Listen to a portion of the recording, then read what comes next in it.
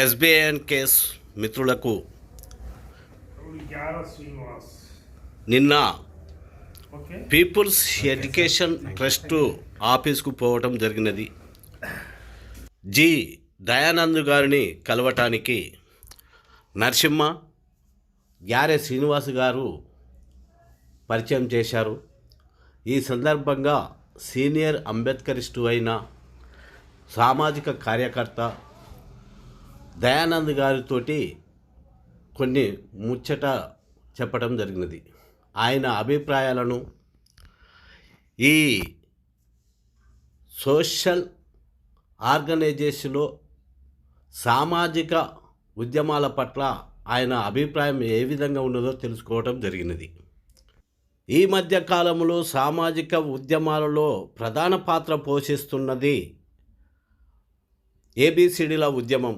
ఆ ఉద్యమాలని అన్నదమ్ముల పంపకాలుగానే స్వీకరించాలే తప్ప కొంతమంది వ్యక్తులు తమ రాజకీయ లబ్ధి కోసము మాలమాదిగల మధ్య చిచ్చు పెడుతూ ఇంతకాలం గడిపారు అంటూ వాపోయారు. ఈ సందర్భంగా తను మాట్లాడుతూ కుల నిర్మూలన జరగకుండా భారతదేశంలో ఆర్థిక సామాజిక సమానత్వం రాదు. ఏబిసిడిల ఉద్యమంలో విడిపోయి కలిసి ఉందామనే సూత్రాన్ని ప్రతిస్పందించటం ఒక గ్రేట్. ఈ సందర్భంగా తను మాట్లాడుతూ వివిధ కులాలలోని అసమానతలు తగ్గాలంటే అంబేద్కర్ చెప్పినట్టు రక్త మార్పిడే ప్రధానమంటూ ఆయన చెప్పినట్టుగానే పేబ్యాక్ సొసైటీ అన్నట్టుగా ప్రతి ఎదిగిన దళిత కుటుంబాలు నాయకులు ఉండాలని గుర్తు చేశారు. మేము ఏ అంటరాని అస్పృశ్యుల సమాజంలో జన్మించామో దాన్ని అధిగమిస్తూ అనేక ఒడిదుడుకులు ఎదుర్కొంటూ ఈ సమాజంలో ఎవరైతే ఊరికి దూరం ఉన్నట్టు వర్గాలందరినీ సమీకరించి బాబాసాహెబ్ అంబేద్కర్ పూలే ఏ ఆలోచన అయితే చేశారో ఆలోచన దిశగా సమీకరించడంలో ఇంకా మొదటి మెట్టులోనే ఉన్నామని నేను భావిస్తున్నా. చాలామంది సమాజాన్ని మార్చాలి, రాజ్యాధికారం రావాలి అంటున్నారు. చాలా సంతోషం.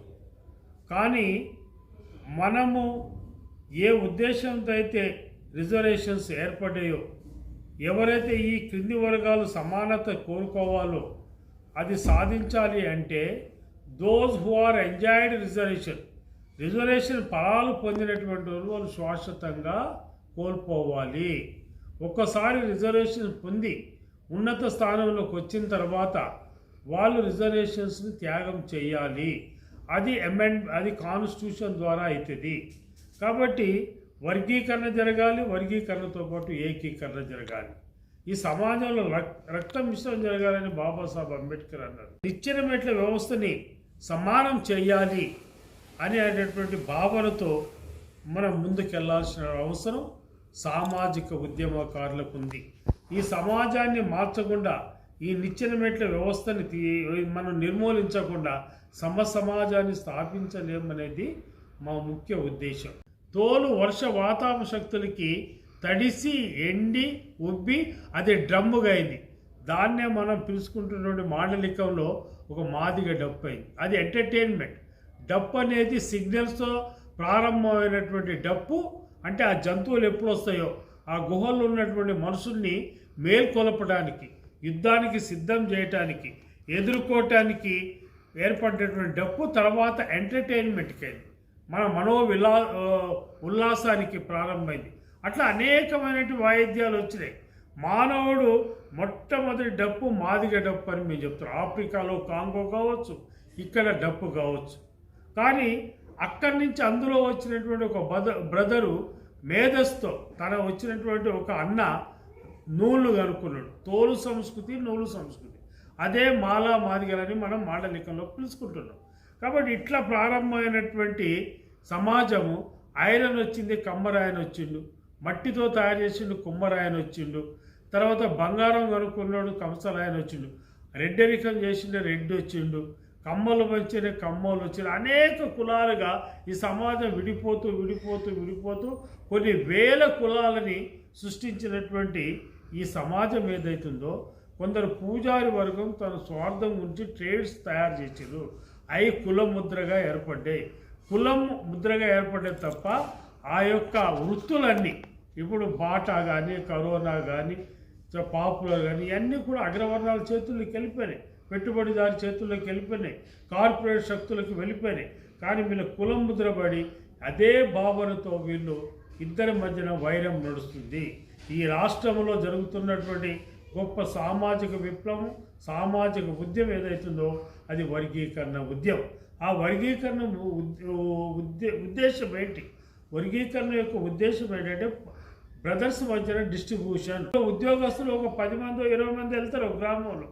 ఆ ఉద్యోగాలు బావిలో నీళ్ళు బకెట్ గురించి 30 సంవత్సరాలు అయిపోయింది. ఆ యొక్క అభ్యుదయవాదులైనటువంటి వాళ్ళు దాన్ని యాక్సెప్ట్ చేయాలి. వర్గీకరణ అది డిస్ట్రిబ్యూషన్. చాలామంది అంటారు కలిసి ఉందాం అన్నారు. కలిసి లేకపోతే మరి విడిపోయి ఎక్కడ ఉన్నాం? ఏబిసిడీలను గురించి మీరు మాట్లాడుతున్నప్పుడు విడిపోదాం ఒక్కటవుదాం అనే నినాదాన్ని ఎత్తిర్రు మీరు. తెలంగాణ ఉద్యమంలో కూడా కావడి కుండలని ఒక కవితా సంకలనంలో విడిపోదాం ఒకటవుదాం అదే సిద్ధాంతాన్ని మీరు పలుకుతురు. ఈ విధంగా అందరిలో ఉన్నాక ఈరోజు ఏబిసిడీలు ఎక్కడ ఆగినాయి, ఎందుకు ఆగినాయి, అదేమన్నా వివరించగలుగుతారా సార్? ఈ యొక్క పాలకులు ఏం చేస్తారంటే ఒక సమస్య, జటిలమైనటువంటి సమస్య సింపుల్ సైంటిఫిక్గా ఉద్యోగాలలోనే మనం వాటా అడుగుతున్నాం, భూమిలో వాటా అడగట్లేదు, ఇంకా అనేక వ్యాపారంలో వాటా అడగట్లేదు.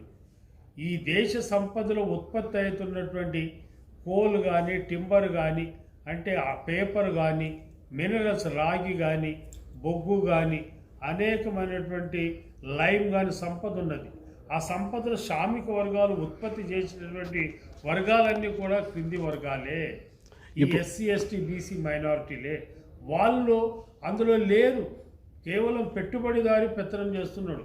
ఈ తెలంగాణ 29 రాష్ట్రం బంగారు తెలంగాణ కావాలంటే ఈ ఉత్పత్తులన్నీ కూడా నిరుద్యోగులైనటువంటి దళితులకి, వెనుకబడిన తరగతులకి, మైనారిటీలకి, అగ్రవర్ణాల్లో చెందినటువంటి మరి ఎకనామికల్లీ వీకర్ శిక్షణ కూడా అందినప్పుడే ఈ సమస్య పరిష్కారం అవుతుందని కొంతవరకు మేము భావిస్తున్నాం.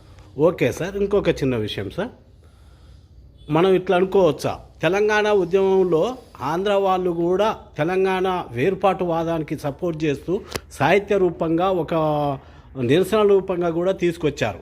ఈరోజు తెలంగాణ, ప్రత్యేక తెలంగాణ ఏర్పడినాక కూడా ఒక రాజకీయపరమైన విభేదనే జరిగింది తప్ప అక్కడ నుంచి ఇక్కడ స్థిరపడిన ప్రజలు మాత్రం ఇక్కడనే జీవిస్తున్నారు.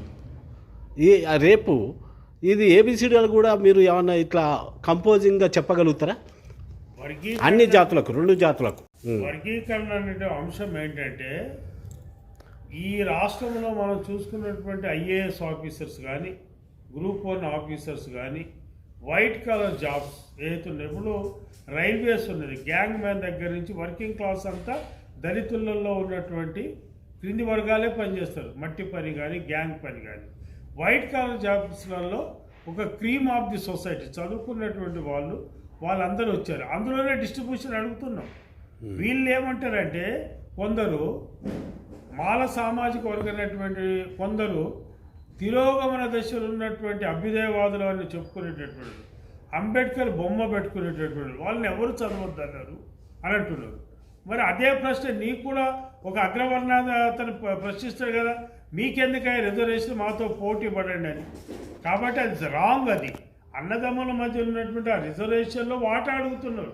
ఆ వాటా ఇవ్వాల్సినటువంటి అవసరం ఉంది. దానికి సుప్రీంకోర్టు ఉంది, దానికి పార్లమెంట్ ఉంది కాంపిటెంట్.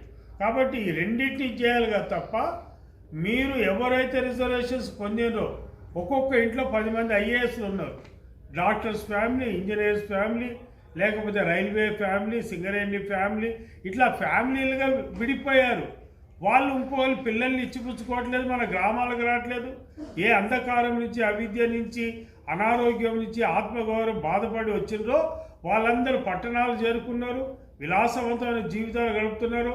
వాళ్ళు ఫ్యామిలీ ప్యాక్ ప్యారడైజ్ లాగా వాళ్ళే ఫ్యామిలీ ప్యాక్ తింటున్నారు తప్ప ఏ వర్గం అయితే అస్పృశ్యలతో, కుల ముద్రతో గ్రామాలలో స్లమ్లో బాధపడుతున్నారో వాళ్ళ గురించి పట్టించుకోవట్లేదు. బాబాసాహెబ్ అంబేద్కర్ అన్నాడు, పే బ్యాక్ ది సొసైటీ. నువ్వు ఏ అంధకారం నుంచి వచ్చావో, ఏ గుడిసె నుంచి వచ్చావో, ఏ అంటరాని తరం నుంచి వచ్చావో, నీకు ఒక రిజర్వేషన్ అనే పదం ద్వారా అది కల్పించడం ద్వారా నువ్వు ఉద్యోగస్తులు అయ్యావు. నువ్వు ఉద్యోగం చేసుకుంటున్నావు, నీ కుటుంబంతో విలాసవంతమైన జీవితం గడుపుతున్నావు. What about your brothers? నీ యొక్క సోదరులు ఏ విధంగా ఉన్నారు? నీకు బాధ్యత ఉన్నది.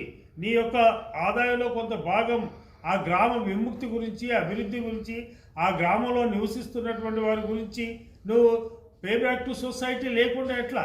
అది చేయటం లేదు. ఈరోజు ఐఏఎస్ ఐపీఎస్ ఆఫీసర్స్ చూసే కాకి మాధవరావు గారు, వాళ్ళ ఇంట్లో చాలామంది ఐఏఎస్ ఉన్నారు. వాళ్ళకి మాలామాదిగా ఫీలింగ్ లేదు. వాళ్ళు ఇప్పుడున్న సో కాల్డ్ లీడర్స్ ఉన్నారు, వాళ్ళందరూ కూడా సర్వే సత్యనారాయణ గారు ఉన్నారు, వాళ్ళ భార్య మాల, మోతుకుపల్లి నరసింహలో భార్య మాల, వీళ్ళందరూ మంచి మాలాసం చేసుకున్నారు. మనల్ని వాళ్ళైతే ఏం చెప్పలేదు. వాళ్ళు కూడా వాళ్ళని చూసి ఆదర్శంగా మనం ముందుకెళ్ళాలి. అనేకమైన చేసుకున్న వాళ్ళందరికీ ఇక్కడ కూర్చున్నటువంటి వాళ్ళు మేము అభ్యుదయవాదులుగా మేమందరం వాళ్ళని అభినందిస్తున్నాం. మీరు బయటికి రండి, మనమంతా ఒక్కటే అని చెప్తాం. ఈ సమాజాన్ని మారుస్తాం. ఈ సమాజాన్ని పట్టి పీడిస్తున్న కుల వ్యవస్థ ఏదైతే దాన్ని బద్దలు కొడదాం, ఆ బానిసల నుంచి విముక్తి కలిగిద్దాం, కుల నిర్మూలన ఏకైక ధ్యేయం అంటాం. అప్పుడే బాబాసాహెబ్ అంబేద్కర్ యొక్క ఆలోచన విధానం వర్ధిల్లి అవుతుంది తప్ప జై భీమ్ అన్నంత మాత్రాన కాదు. కేవలం కులం మీద ఒక పునాదిని కానీ, ఒక జాతిని కానీ, నీతిని కానీ నిర్మించలేము అని బాబాసాహెబ్ అంబేద్కర్ అన్నారు. ఈరోజు కుల సంఘాలు పెట్టుకున్నారు, కేవలం పబ్బం గడుపుకుంటున్నారు. ప్యాకేజ్ అండ్ పీకేజ్, తెల్లారి నూకేజ్. This is the wrong. ఇది రాంగ్ అని మేము చెప్తున్నాం. కులం పేరుతో కేవలం రాజకీయ పబ్బం గడిపని పోయి ప్యాకేజ్ తీసుకుని అక్కడ నిలబడుతున్నారు. ఆ బానిసత్వం నుంచి, భావదారిద్ర్యం నుంచి, ద్వేషము దాస్యము నుంచి విముక్తి కావాలి. అప్పుడే నిజమైనటువంటి అంబేద్కరిజం, అప్పుడే నవ సమాజం ఏర్పడుతుంది. మనల్ని చూసి బ్యాక్వర్డ్ క్లాస్ వాళ్ళు వస్తారు, మనల్ని చూసి మైనారిటీలు వస్తారు, మనల్ని చూసి అభ్యుదయవాదులైనటువంటి అగ్రవర్ణాలు వస్తారు. ఈరోజు చూడండి, ఎకనామికల్లీ వీకర్ సెక్షన్ రిజర్వేషన్స్ అని ఒక దళితులకి మాలమాదిగలకే లేవు. రెడ్లల్లో, కమ్మలలో, బ్రాహ్మణుల్లో, దారిద్ర్యం బిలో ప్రావర్టీ ఉన్నటువంటి వాళ్ళు కూడా రిజర్వేషన్ తీసుకుంటున్నారు. హ్యాండిక్యాప్డ్ రిజర్వేషన్ తీసుకుంటున్నాడు, మహిళా రిజర్వేషన్ తీసుకుంటుంది, ఎక్స్ సర్వీస్ మ్యాన్ రిజర్వేషన్ తీసుకుంటున్నాడు. తర్వాత ఫిజికల్లీ హ్యాండిక్యాప్డ్ అనేటువంటి దివ్యాంగులు తీసుకుంటున్నారు. రిజర్వేషన్ వల్ల మీరే పొందుతున్నారంటే బ్యాంకులు ఎవరి చేతుల్లో ఉన్నాయి? ఈరోజు కార్యాలయాలకు వెళ్ళండి, అక్కడ ఎవరున్నారు చూసుకున్నట్లయితే ఇది ఒక ఎక్స్‌ప్లాయిటేషన్ జరుగుతుంది. దీనికి వ్యతిరేకంగా మనం ఉద్యమించాలి. ఏదైతే సంఘాలు పెట్టుకున్నారో ఆ సంఘాలందరూ ఒక వేదిక మీద రండి, ఒక నినాదంతో. మీ సంఘాలు మీరు కాపాడుకోండి, మీ ఐడెంటిటీని ఉంచుకోండి, మీ గుర్తింపుని కాపాడుకోండి. కానీ అల్టిమేట్లీ సమాజం మారాలి. ఆ కులం పేరుతో ఛాందసవాదులుగా, పిడివాదులుగా మారొద్దు. మనం ఎక్కడ ఉన్నాం? మన సమాజం చంద్రయాన్ 1, 2, 3, 4. ఒకప్పుడు యూరి గగారిన్ వెళ్ళాడు రష్యా నుంచి, ఒక ఆర్మ్స్ట్రాంగ్ వెళ్ళాడు అమెరికా నుంచి. ఈరోజు భారతీయుడు కూడా గొప్ప విజ్ఞానాన్ని సాధించాడు. అంతా చంద్రమండలంలో అడుగు పెడుతున్నటువంటి భారతీయ అల్లుడు ఇంకా కుల అనేటటువంటి చట్టంలోనే అయిపోయాడు. ఇద్దరు మనుషులు ఈ భారతదేశంలో కలిస్తే ఆ ఇద్దరు మనుషుల కలయికలో మస్తిష్కంలో ఒక ప్రశ్న వెళ్తుంది, ఈయనది ఏ కులం? కులాన్ని బట్టి స్నేహం, కులాన్ని బట్టి ప్రయాణం, కులాన్ని బట్టి ఇల్లు, కులాన్ని బట్టి పెళ్ళి, కులాన్ని బట్టి ఓ సంస్కృతి అనేటటువంటి జరుగుతుంది. ఫిలిం ఇండస్ట్రీలో కులం లేదంటారు కళాకారులు, వాళ్ళే కులాన్ని పెంచి పోషిస్తున్నారు. వాళ్ళ సినిమాలలో చూసినట్లయితే కుల పోరు జరుగుతుంది. పైకి మేము అభ్యుదయ సినిమాలు తీస్తుంటారు, వాళ్ళే కట్నాలు, వాళ్ళే మూఢనమ్మకాలు. వరదలకి ఇచ్చే సందేశం ఒకటి, నిత్య జీవితంలో చెప్పేది మరొకటి. కాబట్టి కుల నిర్మూలన జరగకుండా ఈ దేశాన్ని ఎవరూ కాపాడలేరు.